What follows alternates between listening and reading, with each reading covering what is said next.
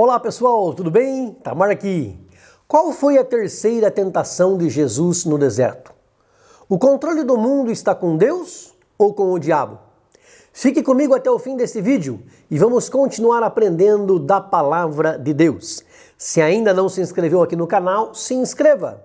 Clique aí no joinha, compartilhe esse vídeo com mais pessoas para que mais pessoas possam ser abençoadas. Vem comigo.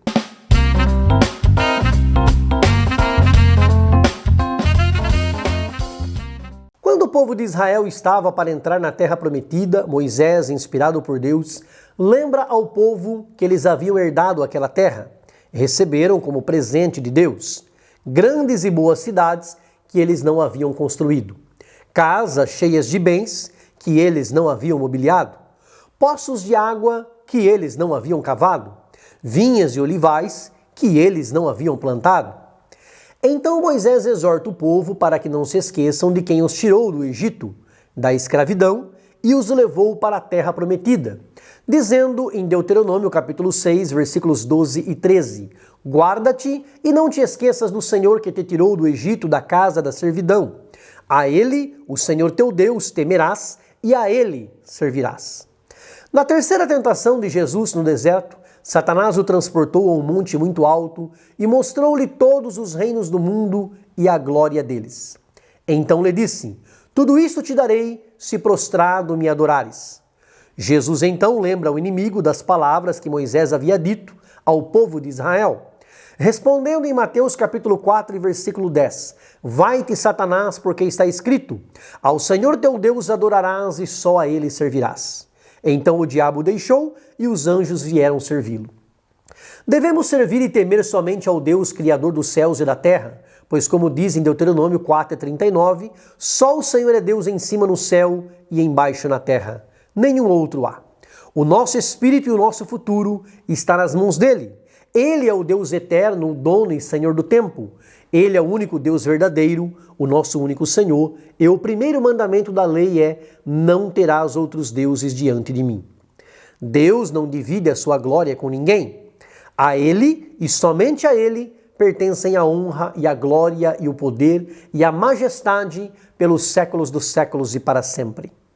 A promessa do diabo para Jesus ao tentá-lo foi, tudo isto te darei, se prostrado me adorares.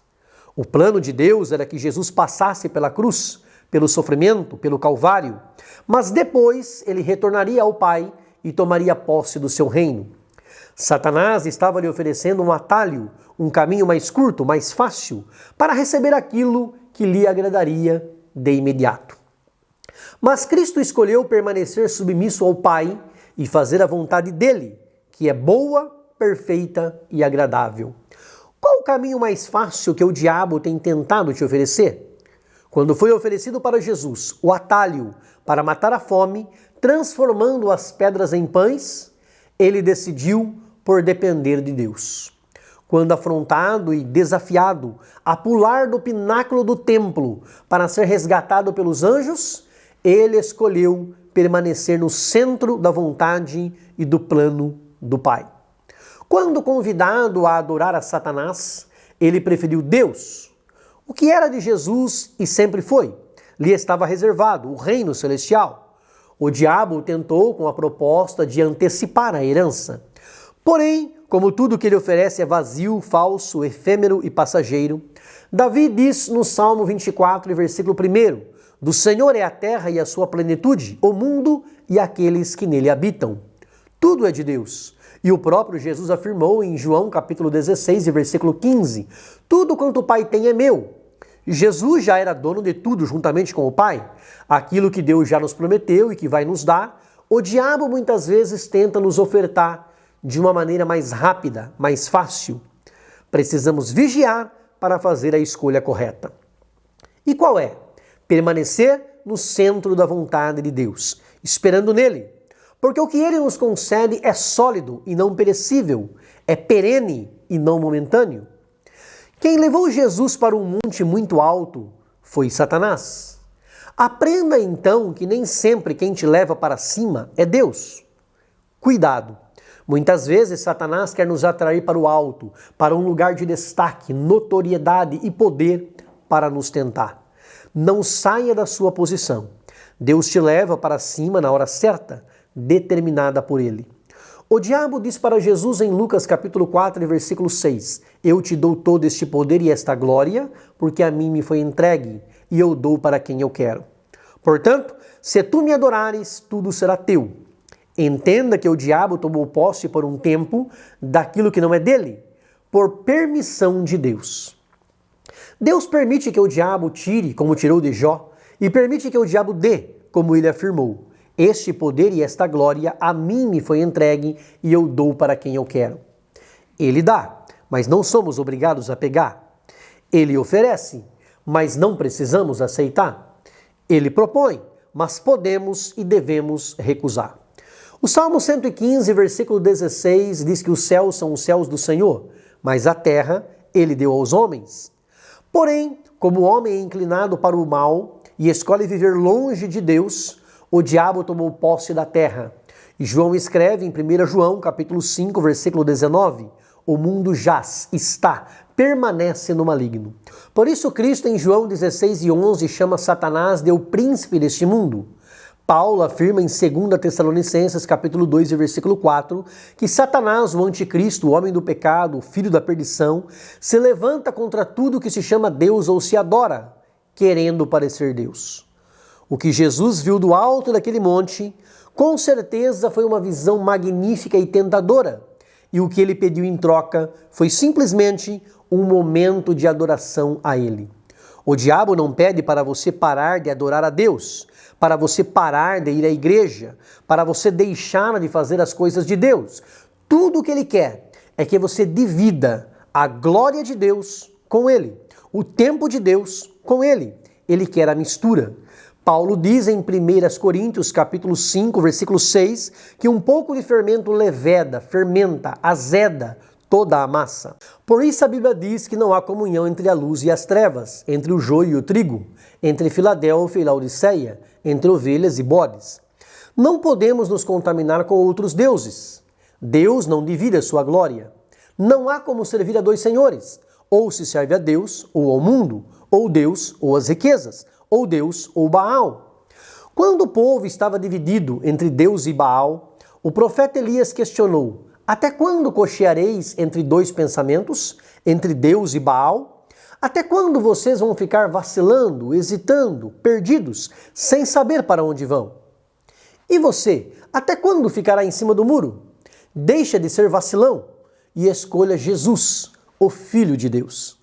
O inimigo das nossas almas sempre tentará ludibriar, seduzir, atrair, engodar e fazer com que a pessoa fique fascinada, deslumbrada, enfeitiçada pelos desejos da carne, pela cobiça dos olhos e pela soberba da vida. Ele conhece todas as artimanhas do engano para persuadir e induzir o ser humano ao erro, trapaceando, subornando, pervertendo aquilo que é direito e honesto.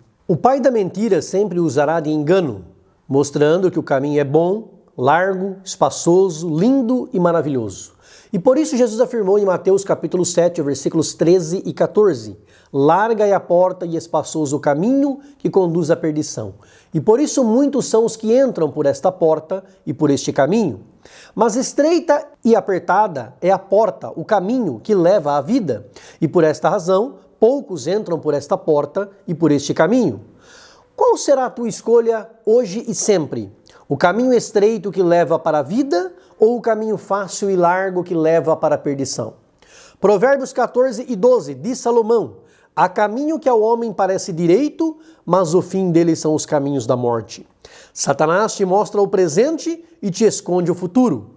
Deus te revela qual deve ser a sua escolha e qual será o seu futuro com base na sua escolha. Deus joga limpo, o diabo joga sujo. Deus é transparente, o diabo é dissimulado e falso. Jesus não saiu do centro da soberana vontade de Deus. Ele veio para cumprir a sua missão, dar a sua vida em resgate da humanidade.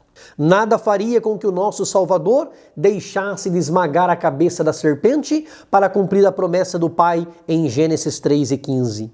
O Cordeiro havia sido morto desde a fundação do mundo, como está em Apocalipse capítulo 13 e versículo 8.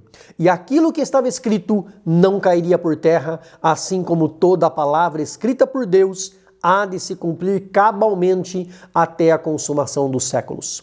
Jesus havia acabado de realizar uma entrada triunfal em Jerusalém.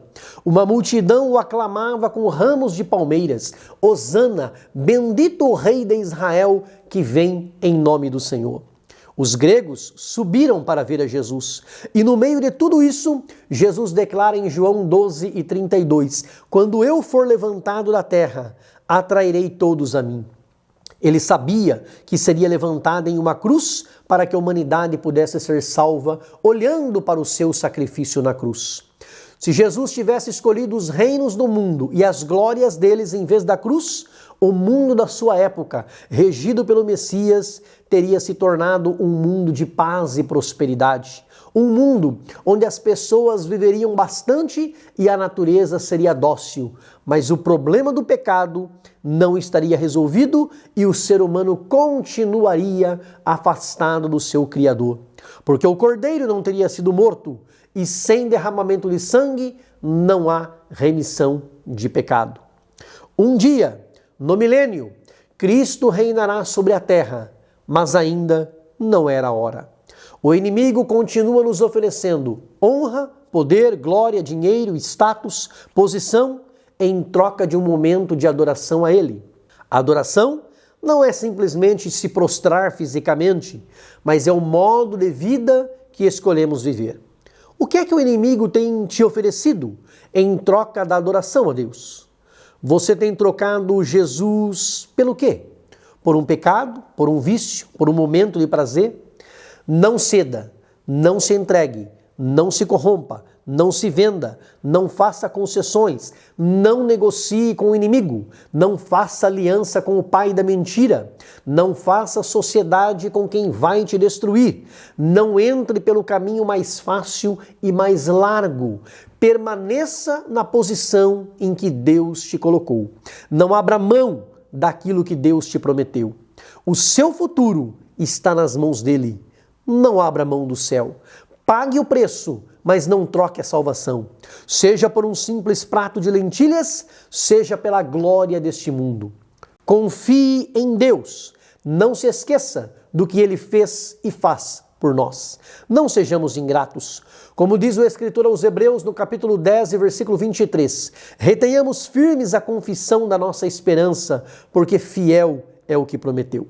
Se você concorda que esta mensagem é de Deus, dá um like, clica no joinha e escreva no comentário, eu concordo.